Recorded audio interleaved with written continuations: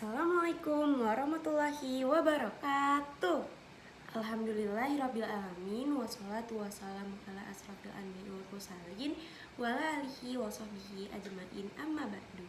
Segala puji bagi Allah atas nikmat sehat, waktu luang, dan mood yang stabil hari ini. Semoga ceramah ini bisa jadi reminder positif bagi kita semua. Amin. Yang saya hormati Bapak Ibu Guru serta teman-teman yang saya banggakan. Perkenalkan, nama saya Zaskia Anandia Pratiwi dari kelas 11 RPL 2. Hari ini saya mau bahas sesuatu yang kelihatannya sepele tapi dampaknya luar biasa. Sesuatu yang bisa bikin hari kita lebih cerah, bikin orang lain nyaman, dan bahkan bisa jadi ladang pahala. Yap, kita akan ngobrol tentang senyum.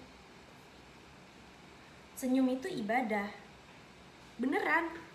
Rasulullah SAW bersabda, "Tabassumuka fi wajhi akhika laka shadaqah."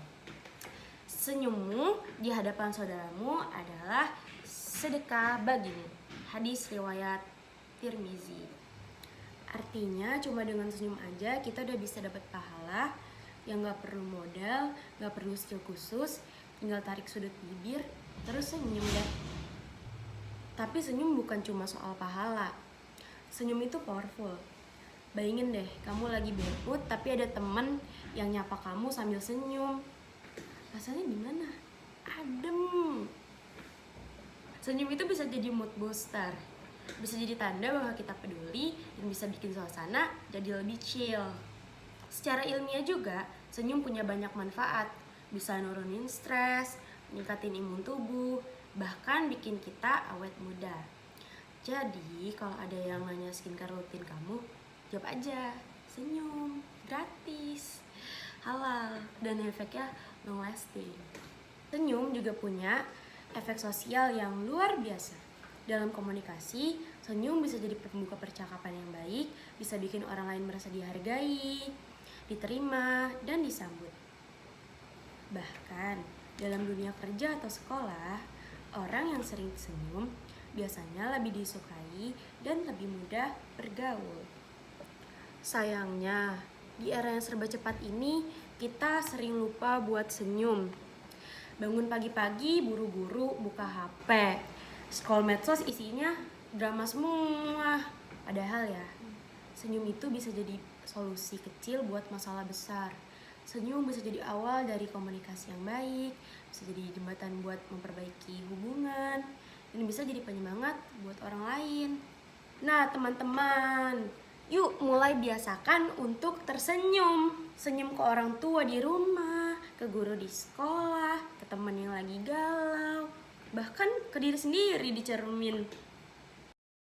Karena kadang yang paling butuh senyuman itu ya diri kita sendiri, teman-teman. Tapi ingat, senyum itu harus tulus. Jangan senyum palsu yang cuma formalitas. Senyum yang tulus itu bisa dirasakan, bisa menyentuh hati, dan bisa bikin orang lain merasa benar-benar diperhatikan. Senyum juga bisa jadi bentuk syukur.